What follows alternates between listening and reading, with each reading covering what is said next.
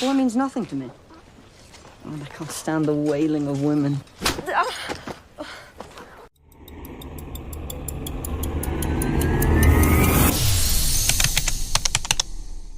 He says that before anyone asks. Nobody questioned him. Nobody required a statement. Joffrey Baratheon volunteered his indifference the moment he felt the room tipping toward emotion he couldn't control. A child who genuinely felt nothing would have said nothing. The child who declares it loudest is the one who feels it most, and has spent his entire life engineering a world where no one discovers that. What you are about to witness is not a scene about cruelty. A boy so hollowed by borrowed power that any room demanding real feeling becomes a room he must escape at any cost. To calculate the atmospheric pressure of this kennel in Winterfell, we must understand what each man standing inside it actually needs from the other.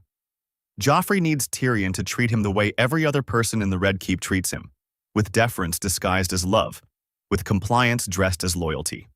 He needs the performance of respect because he cannot manufacture the real thing inside himself, and he cannot extract it from people when his mother is not in the room. Tyrion needs something entirely different.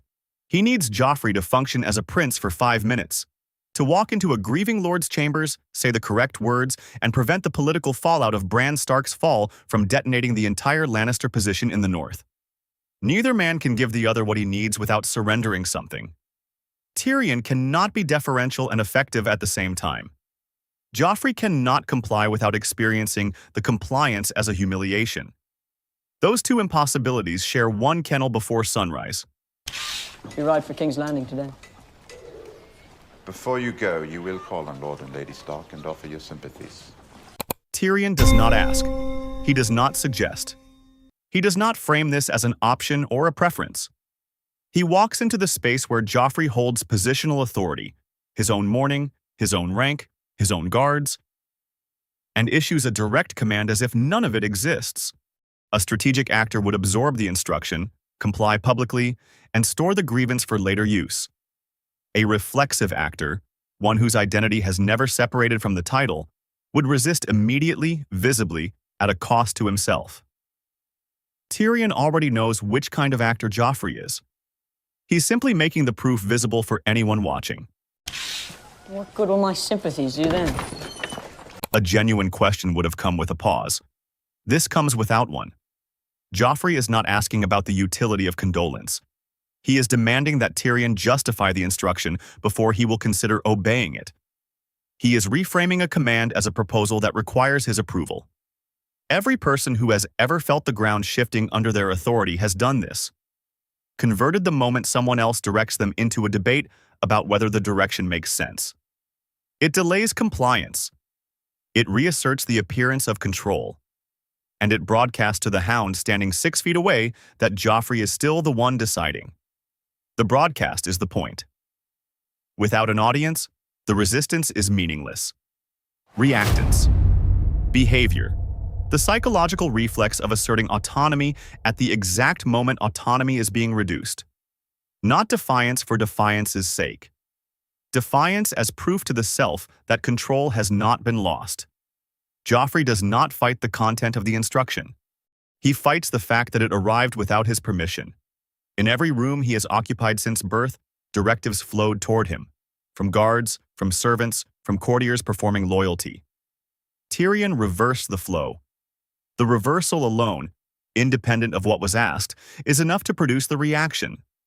That is the architecture of a person who has never learned to separate himself from his rank.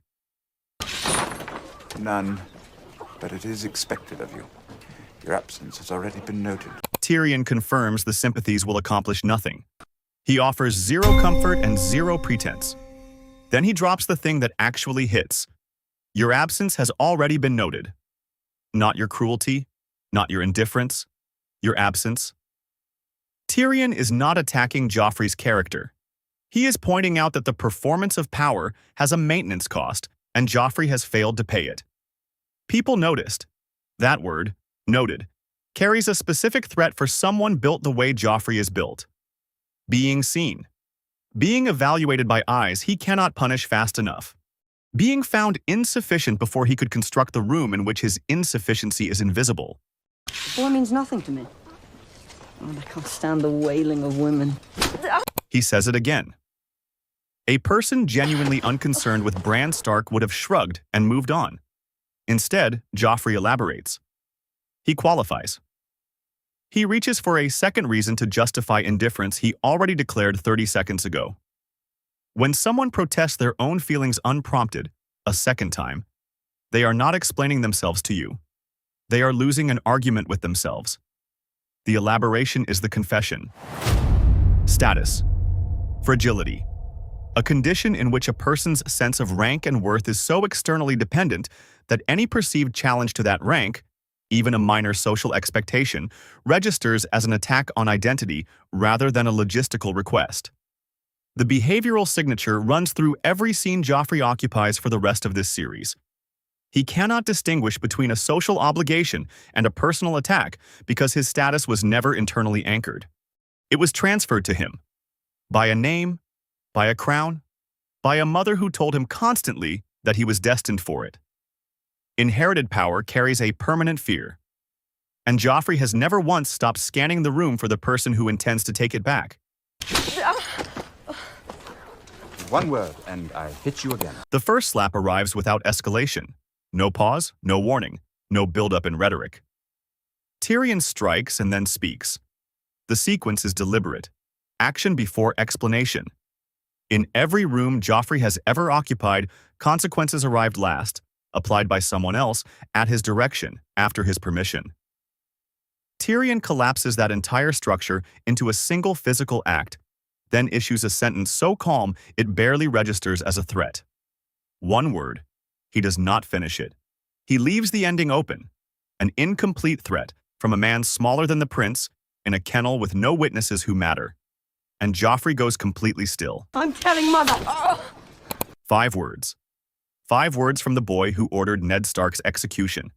5 words from the king who would later have a man's tongue removed for a song.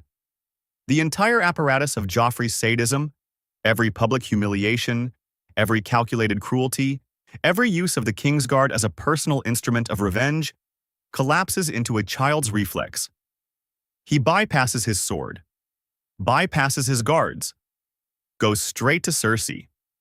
Straight to the person who built the illusion of his power and has spent 2 decades maintaining it. The king who terrorized a city just appealed to his mother in a dog kennel. Tyrion hits him again.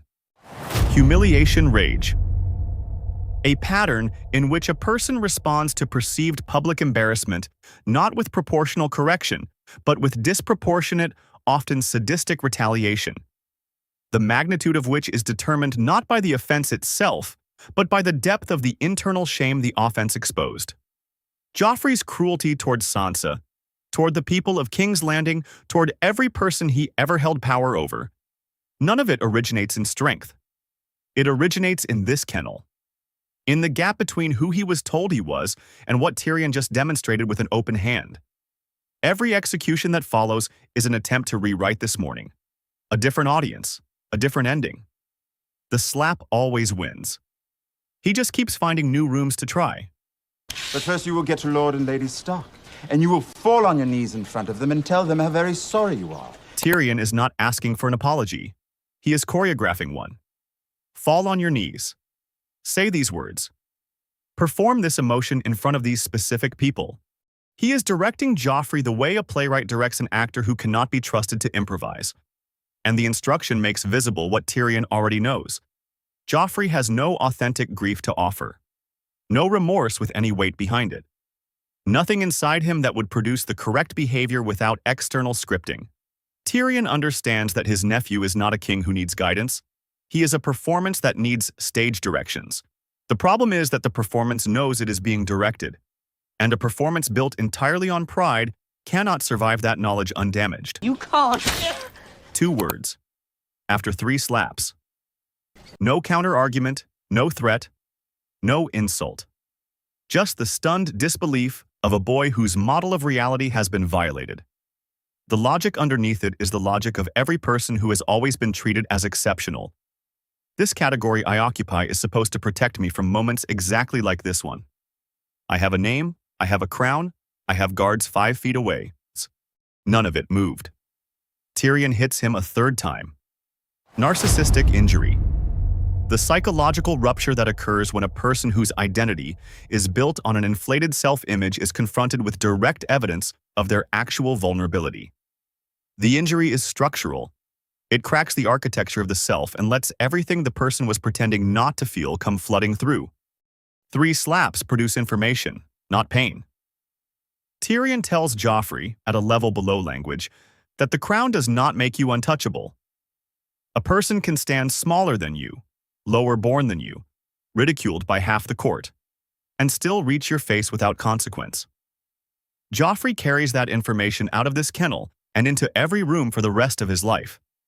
The sycophants, the executions, the cruelties, scar tissue, built layer by layer over this specific morning, in Winterfell, before breakfast.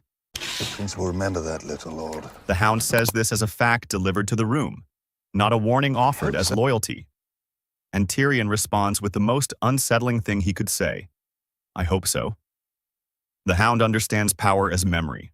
The prince will remember, therefore protect yourself.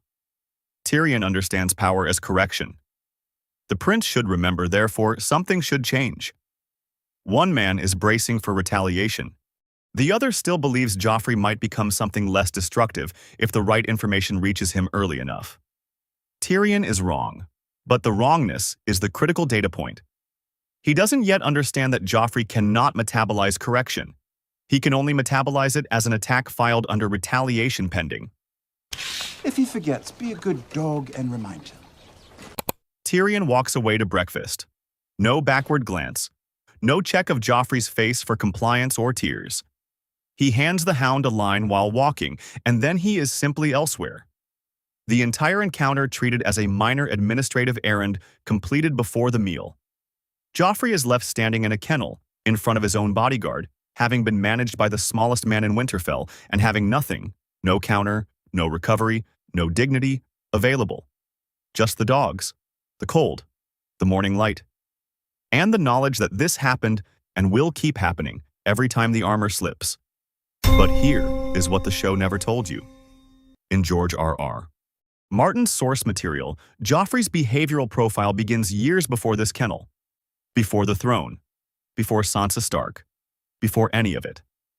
A detail the showrunners removed entirely. As a very young child, Joffrey found a cat belonging to one of the Red Keep's servants. He cut it open while it was still alive. Not out of curiosity, not as an accident. With deliberate, sustained intent. He was small enough that Cersei could still lift him when she discovered it. She punished him privately and told no one. Because a queen cannot allow the story of what her son did to a cat to travel through King's Landing. She sealed it, absorbed it, made it disappear. In doing so, she taught Joffrey the lesson that would produce every cruelty that followed. That the right name makes any act invisible. That shame is not a consequence. It is a management problem, and she would always be there to manage it. The show gave audiences a cruel prince. The books give the system that built him. A mother who loved him so completely she refused to let reality ever reach him. The kennel in Winterfell was one of the only times it did. Every organization has this structure. The person whose identity is so fused with their title that any procedural correction registers as a personal attack. The manager who cannot receive feedback without reframing it as a power challenge. The executive who, the moment they are redirected by someone they outrank on paper, begins quietly cataloging the offense for later settlement. From the outside, the pattern looks like arrogance. From the inside, it is the specific terror of a person who was told they were exceptional before they had done anything exceptional, and has spent every year since working to make sure no one discovers the gap. The move that works against it is exactly what Tyrion demonstrates. Direct action, clear consequence, no elaboration. Explanation implies the other person has the standing to be persuaded. Removing that standing is the whole intervention. Sometimes the most precise thing you can do is refuse to make your case. Tyrion slapped Joffrey 3 times, walked to breakfast, and achieved nothing permanent. Joffrey never changed. The lesson never held. So here is what this scene leaves genuinely unresolved. Was the slap an act of moral clarity? Or was it the precise moment that locked Joffrey's cruelty into its final form, by giving him a humiliation so complete it could never be processed, only redirected outward forever? Drop your thoughts in the comments below. I'll see you in the next.